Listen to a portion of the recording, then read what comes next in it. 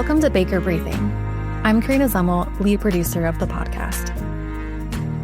We've brought you 100 episodes covering pressing issues facing the U.S., Texas, and the world.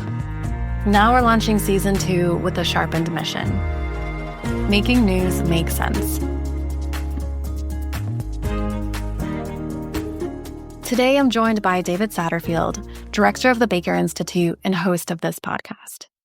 He's a career diplomat who spent 4 decades in public service, serving as ambassador to Lebanon and Turkey, and more recently as special envoy for Middle Eastern humanitarian affairs under President Joe Biden. Now he leads an institute dedicated to bringing nonpartisan, fact-based policy analysis to the public discourse, at a time when the facts themselves are often contested. For this Season 2 preview, we'll explore the conversations ahead and discuss the challenges of communicating policy in an era defined by division and distrust.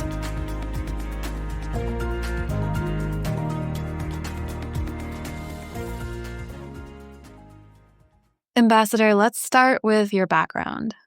You've served under multiple presidents across party lines. What drew you to public service, and what does it mean to be nonpartisan in that work? What pulled me into public service was watching the dramatic events 1977 to 1979 in the Middle East, where Anwar Sadat's extraordinary, proactive, and highly personal diplomacy, his flight to Jerusalem, the engagements which then took place directly and with the support of the United States, that ultimately brought about what none of us at the time thought was possible: a treaty of peace, a full-blown treaty with territorial withdrawals by Israel that ended not just a state of war, but a historic conflict that had predated the establishment of the State of Israel, and which many foreign policy experts believed, including Henry Kissinger, could only be treated around the margins through ceasefire arrangements, separation of forces arrangements, not a lasting peace. That event, or those series of events, so impressed me about the role for America in diplomacy that I thought this was a career I wanted to engage in. Thinking about the diplomacy that's also required in policymaking, and then putting forward useful analysis and recommendations, how does your role as a diplomat inform your work at the Institute? Well, they're absolutely related. The principle of diplomacy is you represent your country. You represent your government. Policies change, sometimes dramatically, between or within administrations. It's the role of the diplomat to do 2 things. First, to counsel the executive on policy choices, recommendations, but when decisions are made, in as apt a fashion as possible to try to execute those policy choices. It doesn't mean that you become a potted palm. You remain of views, opinions, positions, but your role, whether in the United States or abroad, after the policy debate has concluded, is to do the best you can to advocate for the decisions taken. Sometimes that means mitigating harm. Iraq was a great example of that. Those of us who came after 2004 into Iraq were not in a position of advocating for the decisions that had been taken or the harm they had created, but rather to deal with the situation as we found it and using the best of our professional abilities and skills to mitigate further harm to the United States, to its interests, and to the region. And it is that ability to move with views, with opinions, both in the policy formation debate, then in the policy execution process, to advance U.S. interests, if possible, to mitigate harm to interests, if that is the only option available. The Baker Institute, when Secretary Baker set up the Institute 32 years ago, it was based on the premise of being nonpartisan, rigorously fact-based, and policy-focused. We were not and are not academics. We are policy specialists and experts. We write for policymakers, local, state, national, and international. And we write in language that those policymakers in a C-suite in the private sector, on 7th floors or 5th floors of government offices, where secretaries sit or administrators, for their busy inbox. That's how we do what we do.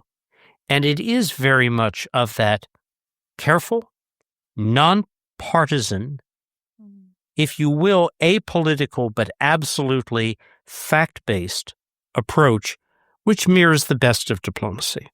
Something that's become very challenging in U.S. politics and in other countries is that different perspectives, different sides on an issue don't always share the same factual foundation.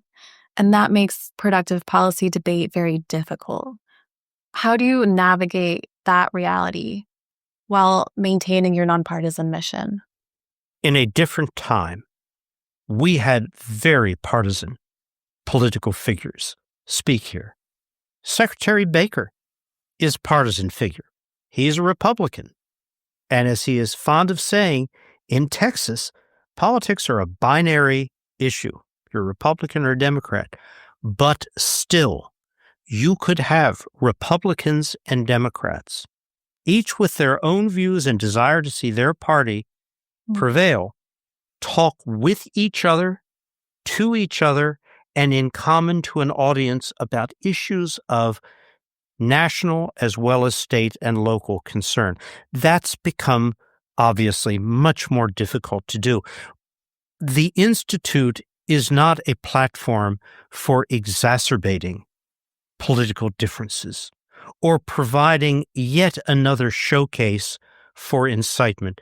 That's not what we do. We want to contribute to the idea of legitimacy of differing views, legitimacy of partisan positions when they are not represented as zero-sum games that I can only win by making you lose. But of course, the most shocking voices tend to be the ones that break through. So how does the Institute try to cut through that noise with fact-based analysis? What I have found, what the Institute has found, is that a coherent, carefully done presentation of facts in a form that is understandable from a policy standpoint, that makes clear to people who are interested in developments but are not themselves specialists in the area. This is what these choices mean. These are what these policies mean for you, your business, your family, your city, your state, your country, your world. I think facts have a pretty powerful attractant factor, not just the avoidance of facts or denial of facts, but their careful, thoughtful presentation. So one of our core goals is reaching beyond policy circles to engage the public and inform the public on policy issues. And that's why we produce this podcast and our other podcasts.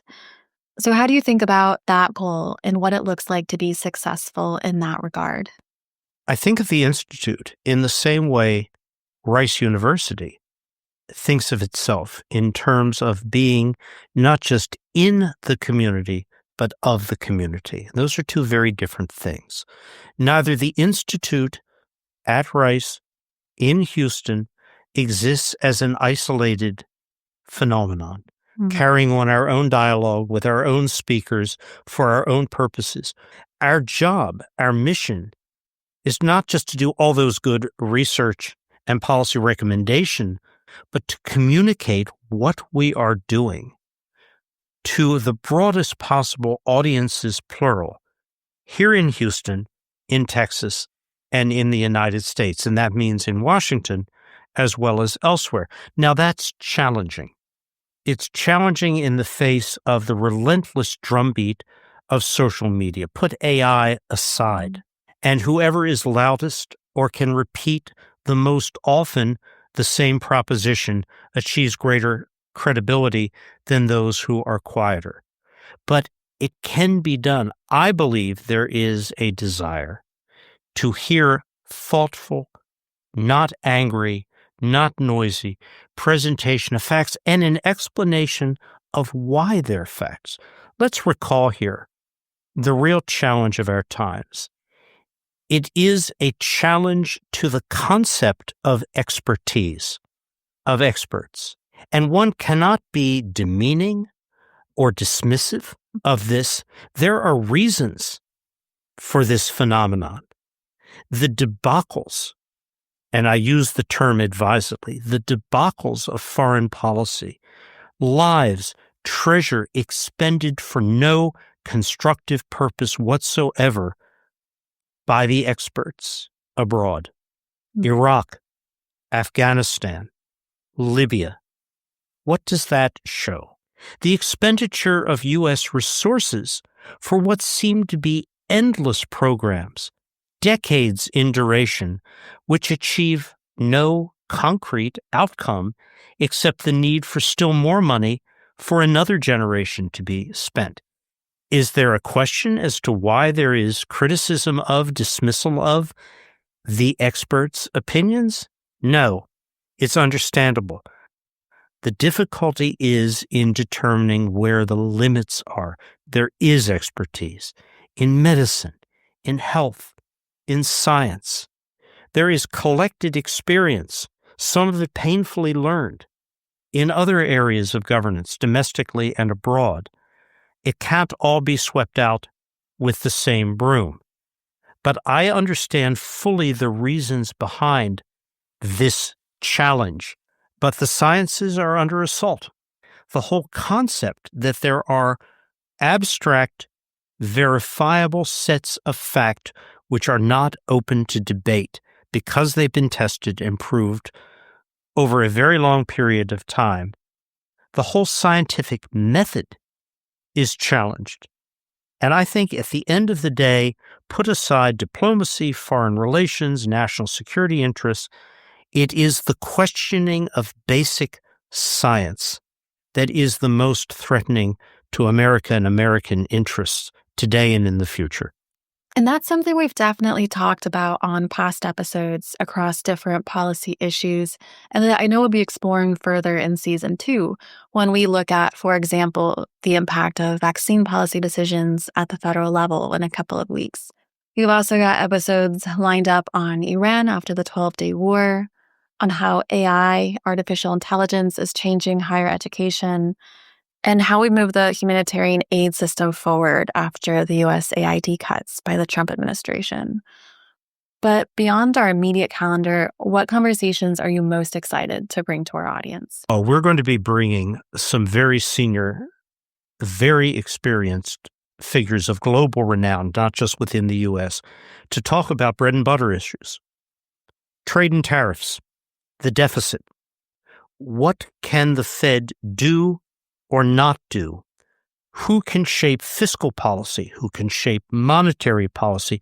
How do interest rates matter and affect policy rates matter and affect Americans and their lives? How do we deal with the phenomenon of China, which is far more than a security challenge? It's a technical expertise challenge to American dominance in all number of fields. What should we be doing?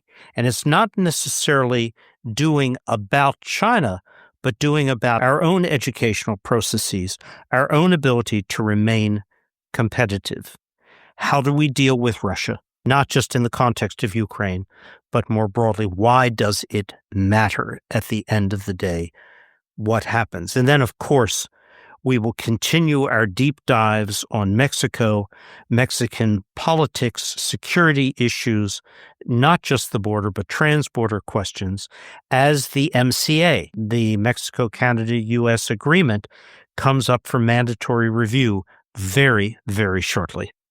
There's definitely no shortage of critical issues to explore. Thank you, Ambassador, for this preview and for joining me today.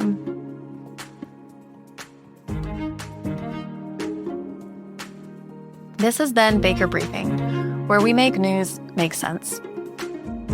We're brought to you by Rice University's Baker Institute for Public Policy, where we deliver nonpartisan policy analysis on the most pressing issues facing the U.S., Texas, and the world.